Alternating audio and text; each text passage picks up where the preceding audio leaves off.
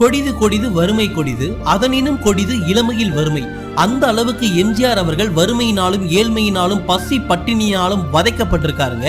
நாடகத்தில் நடித்து கொண்டிருந்த சமயம் அது. எம்ஜிஆர் கிட்ட அவங்க அம்மா சொல்லியிருக்காங்க, சாப்பாட்டுக்கு ஒண்ணுமே இல்ல, கொஞ்சம் அரிசி ஏற்பாடு பண்ணிட்டு வா ராமச்சந்திரான்னு. போனவர் வீடு திரும்பவே இல்ல. சாண்டோ சின்னப்ப தேவர் அப்ப எம்ஜிஆர் பார்க்க வீட்டுக்கு வந்திருக்காரு. அம்மா சொல்லியிருக்காங்க, எம்ஜிஆர் இன்னும் வரல, நீ போய் அவன் எங்க இருக்கான்னு பாத்துட்டு வான்னு.